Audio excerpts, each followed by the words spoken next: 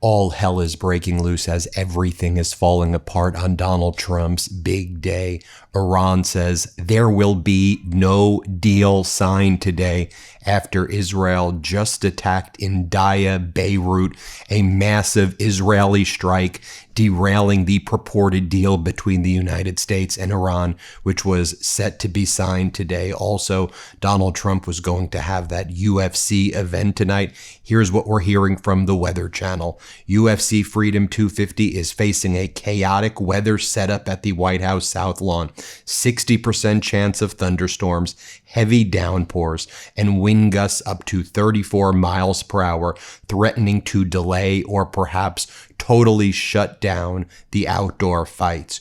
Rain, 30-mile-per-hour winds, and mosquitoes on the White House lawn. But more significantly, look at these Israeli strikes taking place right now in Beirut. They are blowing up full city blocks. This is a massive Israeli attack on the eve of a deal that was supposed to be signed today. And Netanyahu is now sending a birthday message to Donald Trump. Netanyahu posting a photo of himself hugging Donald Trump and saying, "Happy birthday. Our relationship has never been closer," as Israel is quite literally derailing the opportunity of the peace deal that we all expected. We're very skeptical of, though, in the sense that we believe that this exact situation would be happening. And here you can see these buildings being destroyed in Beirut right now. A diplomat is telling Fox this is a clear attempt by Israel to sabotage Donald Trump's deal and drag the United States back into war. But Netanyahu's message was happy birthday with a photo of him hugging Donald Trump. Doesn't that say everything right there? Meanwhile, Iran's parliament leader, MB Ghalibaf, and lead negotiator in connection with this deal, along with Foreign Minister Araghchi, put out the following statement. Israel's violation in southern Lebanon have again proven that it neither has the desire to fulfill its obligations or lacks the ability to do so. By giving a green light, you cannot achieve excuses. The game of bad cop and a good cop is already obsolete. If you have no will or ability to fulfill your obligations, there is nothing to talk about along the way. And Iran says, no deal. We will not be signing a deal today on your timeline. This is what you wanted. This is what you get. Donald Trump then posts, this morning's attack on Beirut should not have happened, particularly on a special day when we are so close to a peace deal with Iran. Israel has the right to defend itself against threats, but the attack it was responding to was very small and meaningless. Nobody was hurt, injured, or killed, and should not disrupt this important process. We are very close to a deal that will bring peace to the region, including to Lebanon, and all sides should stand down. There should be no more attacks by Israel anywhere in Lebanon, but there should also be no more attacks by any other party, including Hezbollah, against Israel. This could be the beginning of a long and beautiful process. Let's not blow it! Exclamation point. Thank you for your attention to this matter. Well, Israel is also saying right now that Netanyahu called Donald Trump and rejected any possibility that Israel will withdraw from Lebanon, that it will withdraw from Syria, that it will withdraw from Gaza. Israel considers this its territories that it is occupying, and it says it will not leave these areas. And again, Netanyahu posting happy birthday messages to Donald Trump while absolutely destroying the United States' foreign interest and our economy. And moments ago, Donald Trump just called up Barack Ravid, his stenographer over at Axios, a reporter at Axios, and Donald Trump just said, dude is actually panicking right now. Trump said, we were supposed to sign the deal this morning, and the Israeli strike in Beirut delayed it. I think the signing will take place today, but within the next few hours. He then said, why did Bibi have to do a fucking attack? I was so pissed off. I let him know he has no fucking judgment. Why did he do that? I conveyed this message to him. I'm very, very unhappy with the strike in Beirut right now. Meanwhile, Meanwhile, a member of parliament from Iran is saying, okay, this is what Israel did. We're going to strike back hard. Ibrahim Azizi, the leader of the Iran's parliament's National Security Commission, stated that a strong response is coming in response to the Israeli attack on Beirut this morning. And he said, if you can't control Israel, then there's no deal happening. The Trump regime needed to have their surrogates out there today to try to dance around this and make the American people think that this is fantastic, as American people are going bankrupt, on the brink of bankruptcy, and are psychologically tortured. A former failed Fox weekend anchor, who is now the Secretary of Defense, Pete Hegseth, was on Face the Nation, and he was being asked about how is this deal that you're negotiating supposed to be different than the JCPOA that Obama did without having to destroy the American economy and destroy America's foreign interest? How is this different? And you'll see Hegseth just kind of muttering and stuttering, and he's like, because we used the military.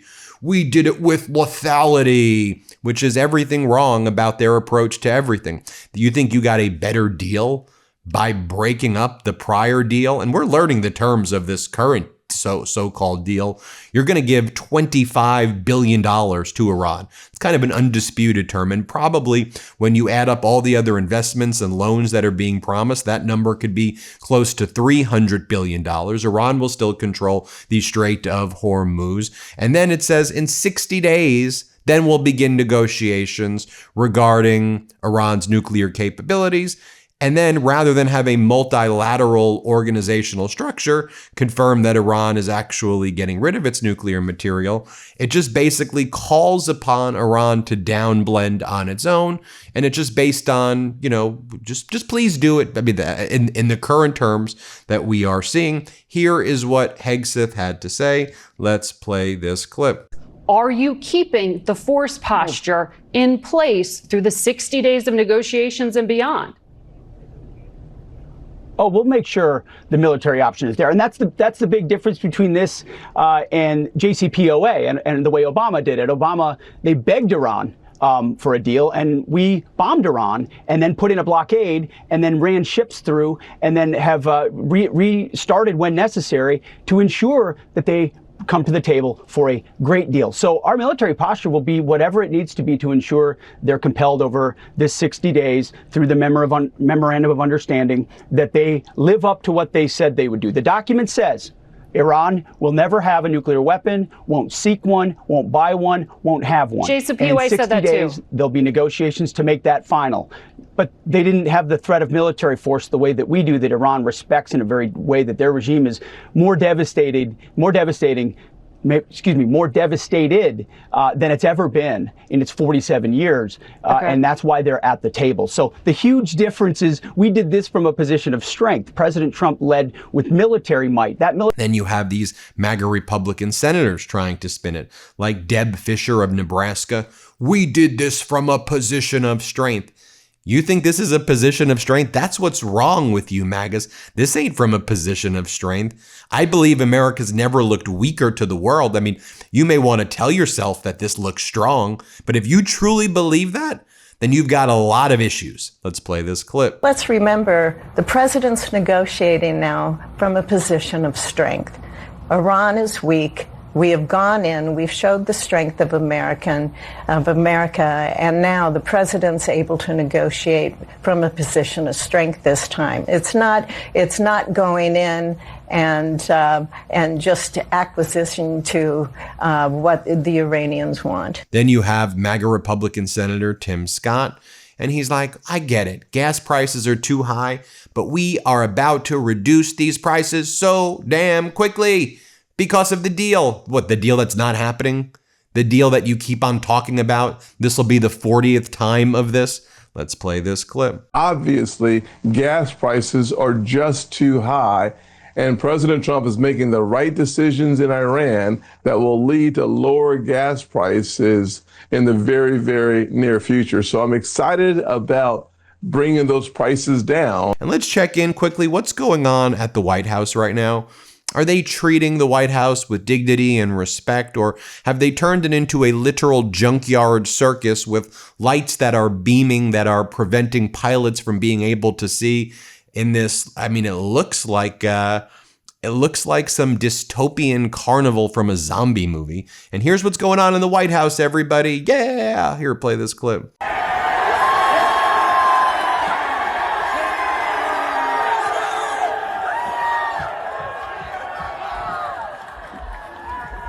And then you have this, which is just kind of utterly disgusting. This is what's one of the things that's happening in the White House too. A fighter, Josh Hockett, spitting on himself in front of the White House. This is what's taking place in the people's house right now, okay? This is what's going on, supported, endorsed by the Trump regime. Let's play it.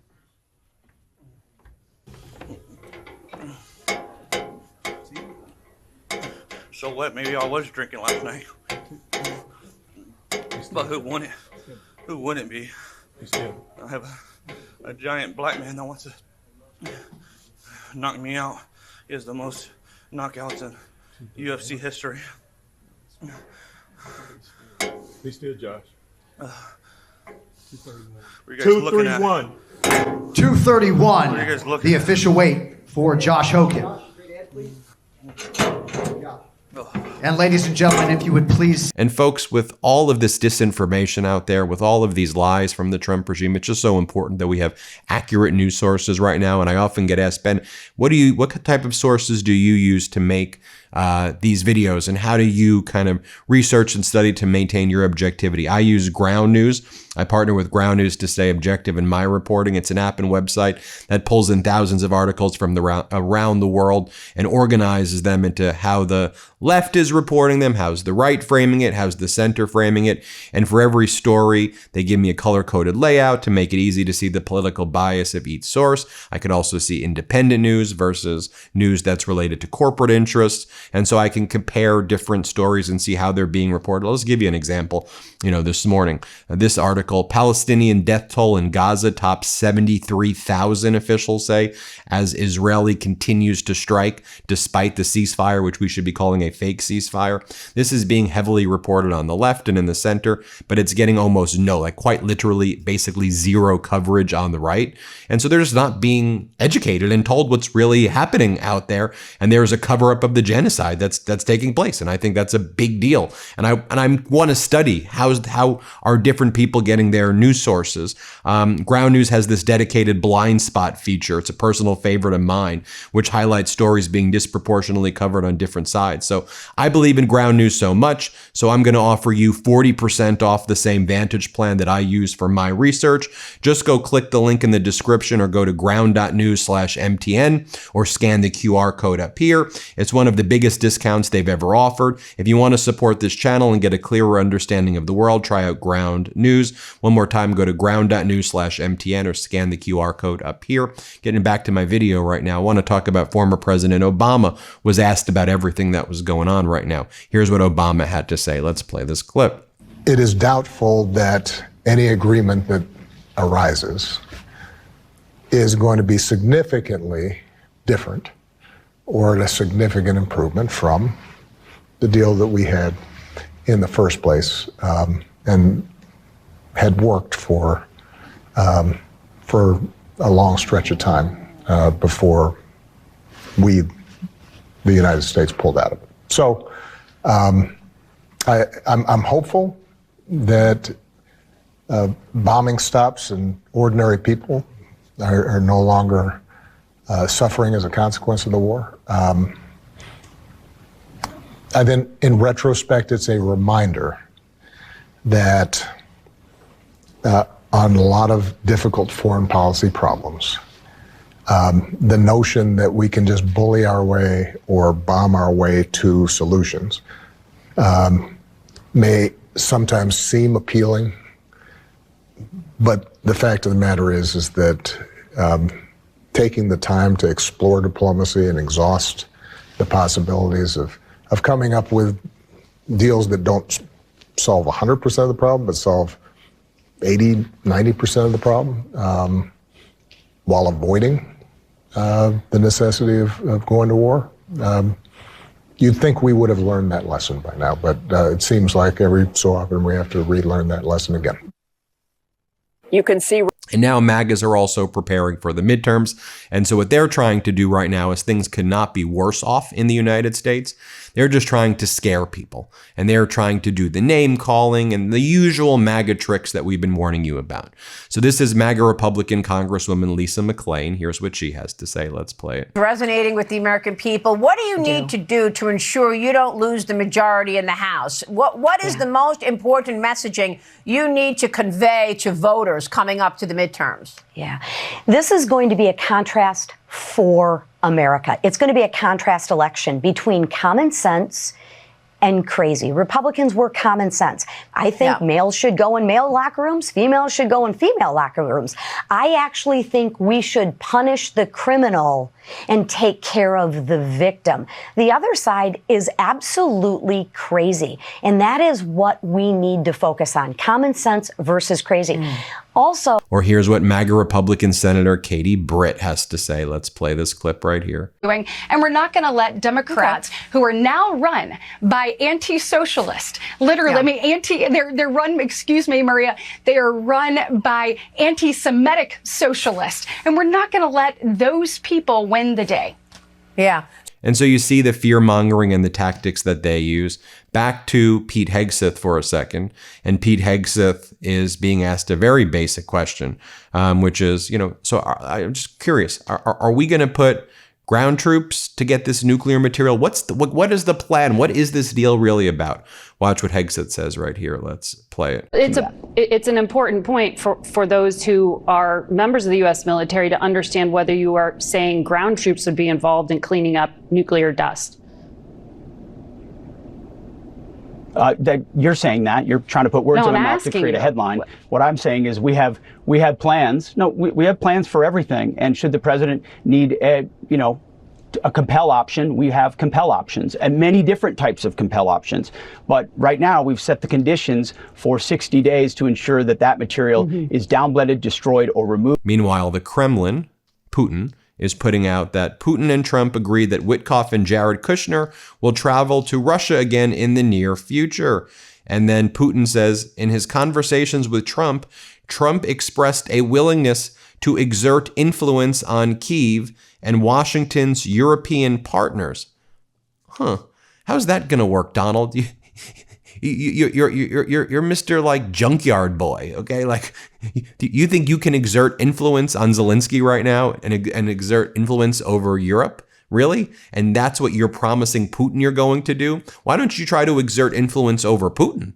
Okay, why don't you support who America's allies are supposed to be? The reality is that you're not going to be able to exert influence over everybody because you're not influential. The world views you as a sickly, deteriorating clown on your 80th birthday who's quite literally clinically ill. That's how the world views you.